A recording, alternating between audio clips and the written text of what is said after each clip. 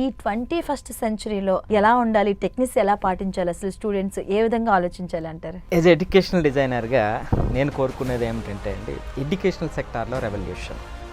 Educational సెక్టార్లో ప్రతి sector చూస్తే చాలా రెవల్యూషన్స్ వచ్చినాయి, ఏ సెక్టార్ అయినా తీసుకోండి. సో అతి తొందరగా ఎడ్యుకేషనల్ సెక్టార్లో కూడా రెవల్యూషన్ రావాలి. ఈ 21st సెంచరీలో మారినటువంటి కుటుంబ పరిస్థితులకి, మారినటువంటి సామాజిక పరిస్థితులకి అనుగుణంగా పిల్లల్ని స్ట్రెంథన్ చేసేటువంటి విధంగా మారాలి అనేటువంటిదే మన యొక్క ప్రయత్నం. మరి స్పష్టంగా చెప్తున్నా, ఇక్కడ రెవల్యూషన్ అంటే ఒక ఇన్ఫ్రాస్ట్రక్చర్ మాత్రమే కాదండి. ఇప్పుడు రెవల్యూషన్ అంటే ఏం చేస్తారంటే క్లాస్ రూమ్ని అందంగా రంగులేయటం, లోపల ఇన్ఫ్రాస్ట్రక్చర్ ఇవ్వటము అనేటువంటిది అది అర్థం కింద మారిపోయింది. ఇది బాధాకరమైనటువంటి విషయం.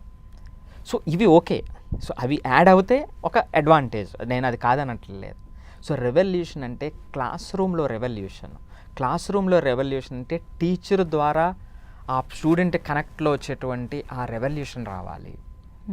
సో వీళ్ళిద్దరూ టీచరు స్టూడెంట్ కలిసి నడిచేటువంటి ప్రయాణం ఈ బయట మారినటువంటి పరిస్థితులకి కనెక్ట్ అయ్యి ఉండాలి అనేటువంటిది మనం కోరుకుంటున్నటువంటిదండి.